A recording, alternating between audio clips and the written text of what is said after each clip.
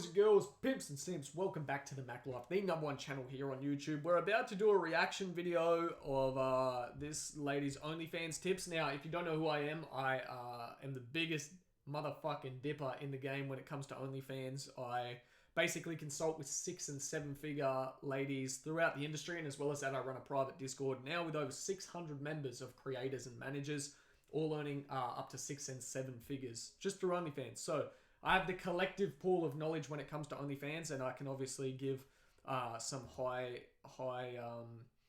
what's the word I'm looking for? I can obviously give some high quality advice, I feel. Now, I'm going to do a review of this chick. She seems to have a sort of, a smaller channel, but this video was released at the end of last year.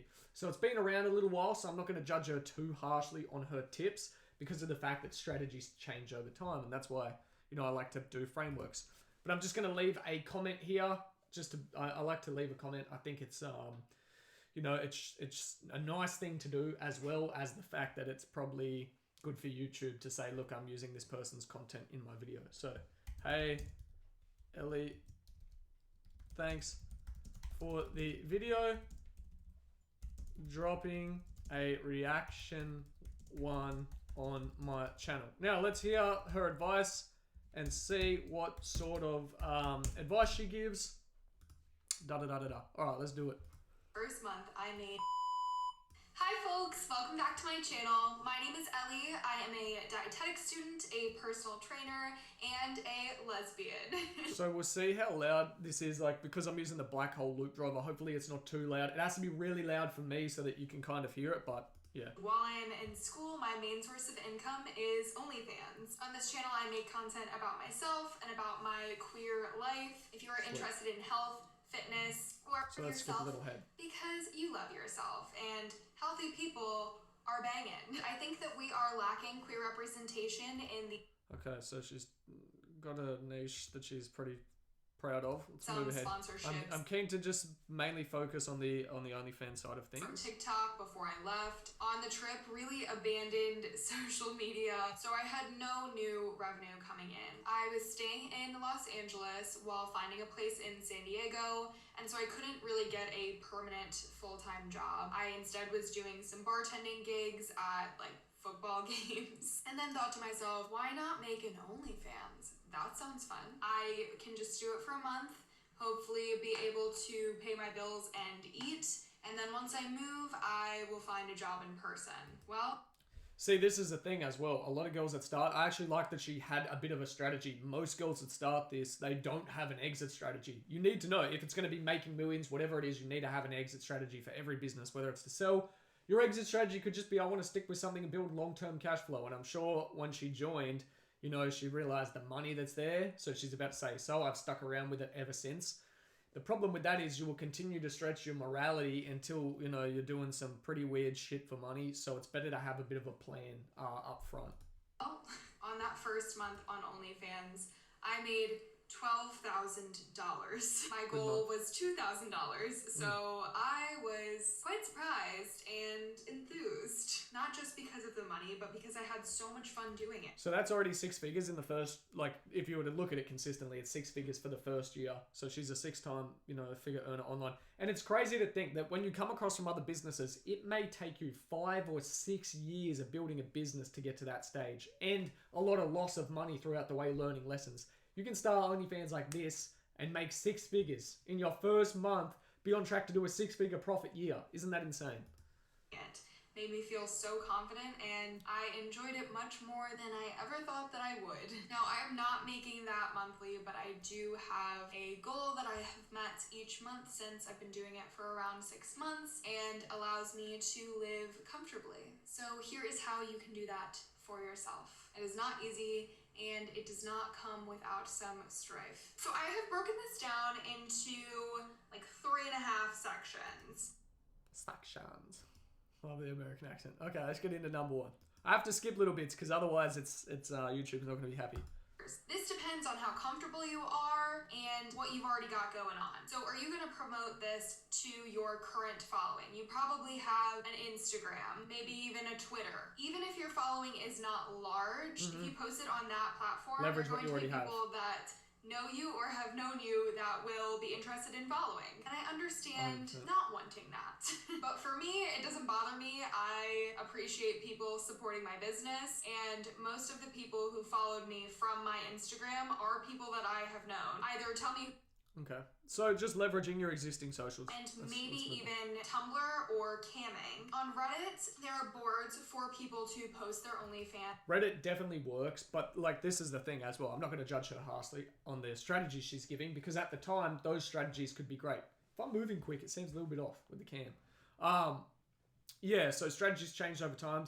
I would like to hear more girls that give frameworks. Out of the review videos, and I've reviewed probably 10, 15 creators and spoke with pretty much all of them now. I think one did frameworks over strategies. And people to explore others. You can post teasers, Twitter. I just have an account that is for my OnlyFans. You don't even have to hashtag things. The algorithm just knows where to push it, basically. Tumblr, you cannot post explicit content, so you just have to make sure that they're... Tumblr's a waste of time currently. Like, compared to your ROI of what you would get elsewhere, it's a waste of time. Link your OnlyFans, people will go to it. Even if you post more explicit content on your OnlyFans and while you're camming, you can tell your audience that, and that may intrigue them to go follow. On anything that I just mentioned, you can also utilize other people posting you. If you have friends who have OnlyFans, if you have friends that don't have OnlyFans but will post you. On Twitter, there are so many people posting, and I pretty immediately had people in my inbox, do you want to do a shout out for a shout out? That just means you're posting a teaser of them with their OnlyFans, and they will post a teaser of you and your OnlyFans. Another really cool concept that I haven't really explained to anyone, but I kind of feel like I should give it here, is if you run IG DM story ads, you can run a basic story ad with very minimal specifics inside of the story ad so that it doesn't get banned. And you essentially put up, okay, I will pay you to post something on your social media for me, okay? You will get a shit ton of messages and essentially you filter through them and you say to these people, hey, put up a link to my link tree, which has my OnlyFans and a softcore looking picture on your IG story, and I'll pay you $20, $50, depending on their audience size. Now, Facebook, because Meta owns Instagram, will eventually catch on to this and start rejecting your ads. But if you've never run ads before, you might as well utilize it while you can and enjoy it, because you can make a shit ton of extra revenue with that in the beginning. That can be a really good way to grow. You can even now collaborate with other OnlyFans creators, and they can tag you in the platform. Okay, next, your structure. First thing you need to figure out is if you want to do a free page or a paid... Never do a free page. The ROI spent time-wise would be way better looking for high client acquisition through places like Tinder. You never want to use a free page. Monthly accounts. If you have a smaller following or you are not going to be posting it on your personal page, I would suggest doing a free account. Incorrect. What does this mean? See, the first one was good. Like, she's given some good points, but that's incorrect. You're wasting time. What she's trying to say is you're luring people across to the free page, warming them up, and then upselling them with messages or whatever else and getting them into paid subscriptions. That's what Instagram's already there for. You can already flirt with people through Instagram. You can already flirt with people on Tinder. You can already flirt with people on Snapchat. You do not need to set up a whole extra step to warm people up. Those people are the lowest converting of all people as well. And your time, trust me, I know from the data, is better off spending on client acquisition or lead generation of new high quality leads. Posting some less explicit content that is free, that are basically teasers. So people will go to your OnlyFans page, subscribe for free, which is what I do. You set your monthly price. I would recommend from $5 to $30. And so my main feed posts is more explicit than my free posts would be. You are getting some goods for your monthly subscription. Are you going to have a niche? So for your monthly subscription, the way in which we have all our girls structure it very, very simply is, it's $24.99 a month to sign up. You still only get softcore pictures on the feed, and then we use exclusivity bias, okay? So they have to essentially pay premium for any sort of nude content. We charge $100 per topless photo, $300 a video, $500 for a custom video, and we have a massive value ladder. I listen to these, girls can make a lot of money, but essentially, when you apply real business principles to these things, I know it comes across like I'm being a cunt and being very arrogant in the way I talk, but when you apply real business principles to these methods, you can maximize the amount of money you make tenfold in this industry. Most people just don't have that experience or those years building businesses to apply the frameworks. A hard dom? Do you want to have this whole other persona when you are on OnlyFans, or do you want to just kind of be yourself? Are you gonna be like a bratty bottom? What are you gonna do? See, a lot of like these girls, yeah, they give advice, like girly sort of advice, as in like keeping your character. It's like, you know, build this alter ego, work it, be confident, be this, be that. But they neglect to break it down very business wise, which is client acquisition, lead quality or lead generation, okay? Optimizing marketing, automating processes and giving your time back, and then maximizing value. So different ways that customers find value with connection and climax, and then automating the entire process to get the maximum ROI. Almost cynically, robotically maximizing it as a business, which like most of the tips I've heard from girls, they don't focus on that. Are you going to make content with other people? And that leads us into what are you comfortable with? And I just want to go ahead and say, whatever you're comfortable with is cool. 100%. You need to have a scale, okay? And that is 100%. You need to have your scale. And whatever you're willing to put out there, that's 100% on you. But you can't be unhappy with others who are going out there and getting gangbanged by 37 Japanese men when you're only willing to put out titty pictures if they make more money, okay? Remember before I started my OnlyFans, I would watch these videos and girls would be like, I mean, I only post bikini pics. And it felt really shamey to people who want to post more. Girl, boy, person, you post whatever you are comfortable with, and that is awesome. And you might even make more money. You will make more money. This is yeah, it's a very, I'm trying not to sound like a cunt, but this is a very girly video for advice. You need to figure out what you are comfortable with having on your main feed or paid for content, because even with my monthly subscription, I still send out pay for content, which I will get to in a bit. Also, how often are you? So in terms of where revenue streams should come from, what we found to produce the highest amount of profit is that only 20% of your revenue should come from the subscription section, where 80% should come from messages and tips and upsells. You're going to post. Personally, I post at least once every single day. You can also think about how often am I going to promote this on social media? How often am I going to send out pay for posts? Now, how to make the money. First of all, we are going to draw people in with our bio. In your bio, you want it to not only be intriguing, but also what to expect from subscribing to your page. If there is going to be nudity on your page, you should put that in the bio. I also put that I do custom content. I put that I post every single day. That way people just know what they're paying for. Are you going to... See, you really have to break down. This is where a degree of separation comes in business. Rather than letting people know what you do, you need to have identified your customer avatar to know what they want. What is it that they want? 99% of these men aren't there for nude content. They're there to climax, okay, reach climax, but more so than that, they're there to build a connection.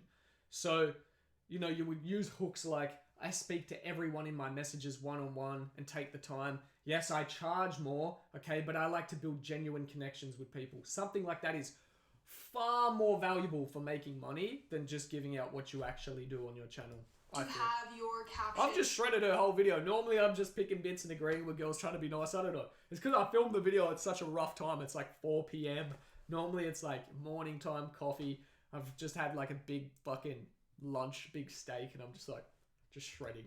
On. If you put captions on your posts, perhaps they're like some dirty talk, fun captions, whatever you want, you can make them available to people who are previewing your account because they haven't bought your subscription yet. That may intrigue people, gives a preview of what sort of content you are posting. If you're posting some really intriguing captions, that might make someone say, whew, I've got to subscribe so I can see that. So that's just like curiosity bias.